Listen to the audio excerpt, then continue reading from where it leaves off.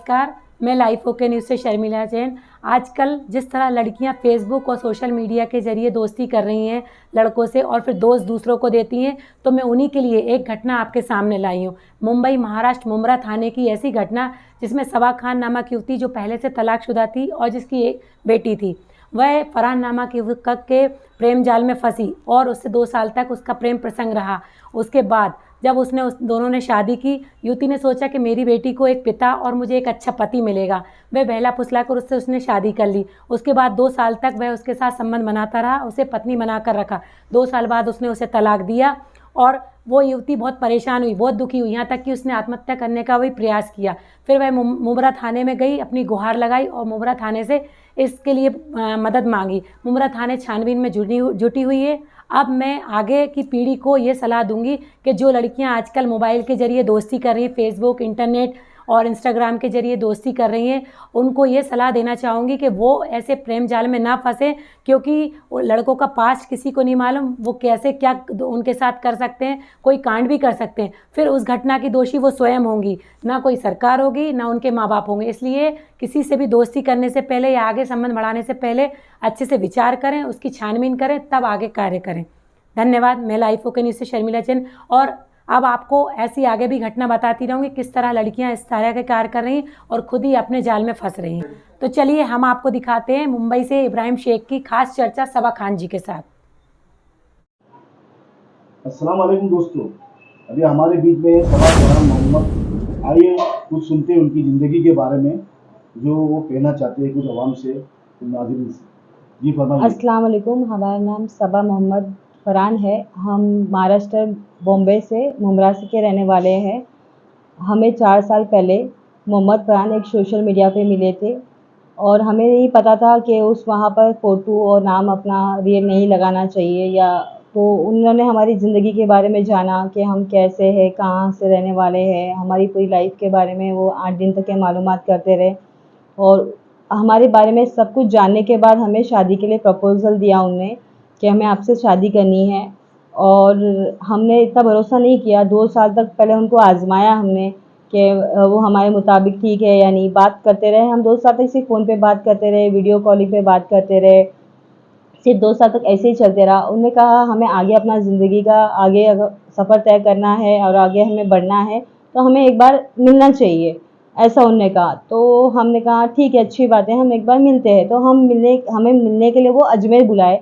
2021 में 7 सितंबर को वो हमें अजमेर में स्टेशन पे लेने के लिए आए और हम वहाँ पर 3 दिन रुके और उस दौरान उन्होंने हमें बहुत सारे प्रॉमिस किए और उससे पे ज़िद करने लगे कि हम यहीं पे निकाह पढ़ के चले जाते हैं। काफ़ी ज़िद करने लगे, काफ़ी रोए, हमारे पैरों पे गिर के कि अब हम शादी करके ही जाते दोनों ने, तो हम कभी फिर मिलेंगे नहीं, ये सब कहने लगे। लेकिन मैंने कहा नहीं, घर पे हम एक बार बोलेंगे अपने अपने घर पे और अच्छे से शादी करेंगे घर वालों की रजामंदी से, ऐसा करके इनको समझा सफर की शुरुआत कहाँ से स्टार्ट? अजमेर से शुरू हुई ये। और हाँ, ये हमें सोशल मीडिया पे तो मिले थे और हमें फिर अजमेर में बुलाया उन्होंने। हमारी अजमेर में जो मुलाकात हुई वो आपको हमने बताया।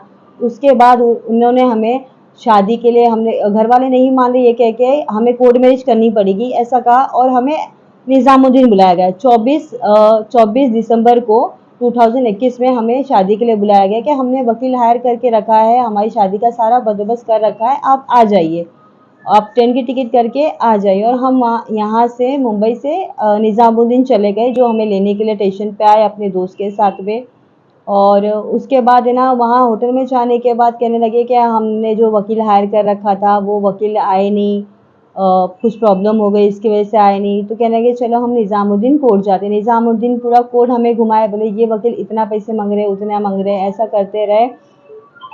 और उसके बाद है ना, उन्होंने हमें हम 2 दिन वहाँ रुके और ना वकील का कोई बंदोबस्त किया था उन्होंने, ना कुछ है, हमें झूठ कहते रहे। और उसके बाद और 2 बार ऐसे ही करके हमें बुलाया गया शादी के लिए, लेकिन हमारी शादी जब भी नहीं हुई शादी।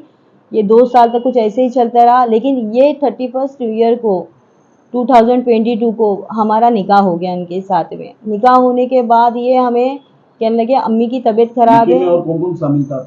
निके में सारा बंदोबस्त उन्होंने करा था। उन्होंने अकेले नहीं जी बिल्कुल बिल्कुल, हमें तो यहाँ का वहाँ का कुछ भी नहीं पता था, सब उन्होंने किया था। उनके घर के जो नहीं, कोई नहीं आए थे, कोई नहीं आए थे। सारा जो भी था वो उनके, और हमारी तरफ से जो हमारे जो निकाह पढ़वाए वो हमारी तरफ से जो इमाम थे वो उन्होंने हमारा निकाह वो हमारी तरफ से थे।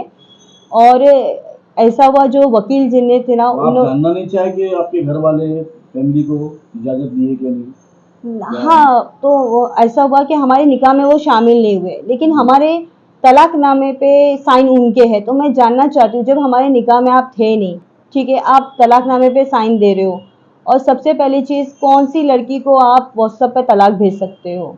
आप एक कोरियर कर दिए तलाक, और 2 कोरियर आप व्हाट्सएप पे कर रहे हो तलाक। अगर ऐसी होती है तो मुझे नहीं लगता कोई मुस्लिम लड़की को फिर शादी और निकाह करना चाहिए, जहाँ तक है मेरा मानना। तो आप प्रशासन से क्या मदद चाहेंगे?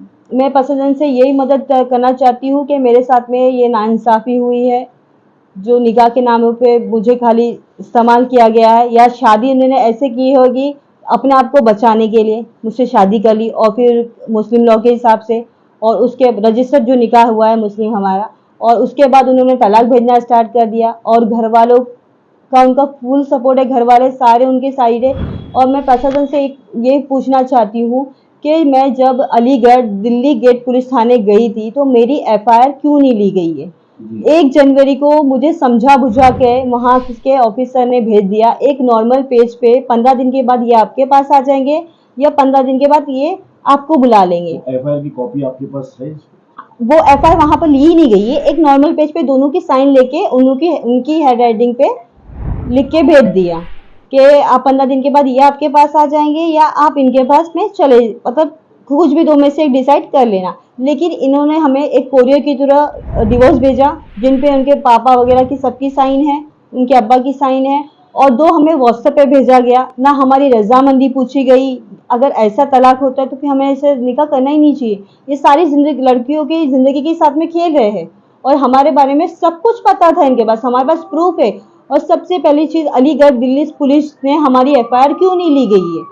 एक जनवरी से कि मुझे इंसाफ चाहिए, अलीगढ़ की सारी पब्लिक को कहती हूँ कि मुझे इंसाफ चाहिए और मेरी मदद करे इस तो मामले में। ये आप कहना क्या चाहेंगे कि जो अभी सोशल मीडिया पर, जो इंटरनेट पर आपका जो ऑनलाइन के जरिए जो आपका इश्क हुआ, लव हुआ, जो भी, तो आवाम को क्या मैसेज देना चाहेंगे? मैं चाहती हूँ इस झांसे में आप लोग ना फंसे, क्योंकि मैं आज 7 महीने से परेशान हूँ। जो इंसान 4 साल से मुझे जानता था, 4 साल से मेरे हर चीज़ पे खबर रखा वो इंसान ने, हर चीज़ों पे, कॉल पे लेके वीडियो कॉलिंग पे, हम कहाँ जाते उठते बैठे हर चीज़ का खबर रखते थे वो। और उसके बाद भी मेरे साथ में जब ऐसा हो चुका, जबकि शादी हो गई हमारी, उसके बाद भी मुझे अपनाने से इनकार कर दिया, बीवी बोलने से मना कर दिया, और घर वालों के इससे तलाक भेज दिया गया। तो मेहरबानी करें ये झांसे में बिल्कुल मत आइए। सोशल मीडिया आप अपने घर वाले पसंद करते हैं, आप सामने देख के कर लीजिए, घर वालों के पसंद से देख के पछतावा कर लीजिए, लेकिन सोशल मीडिया के थ्रू आप मत जाइए, बस मेहरबानी करती हूँ मैं।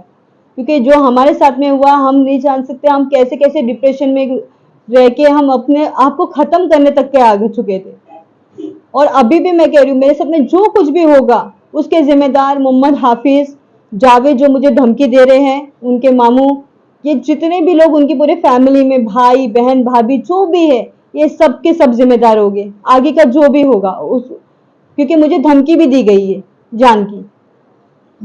मैं लाइफ ओके के चैनल के माध्यम से गुजारिश करती हूँ कि मेरी जो ये आवाज़ है वो प्रशासन तक पहुँचाए और मुझे इंसाफ दिलाए, मदद करे मेरे को, और मुझे मेरा जो हक है वो दे। अस्सलाम वालेकुम।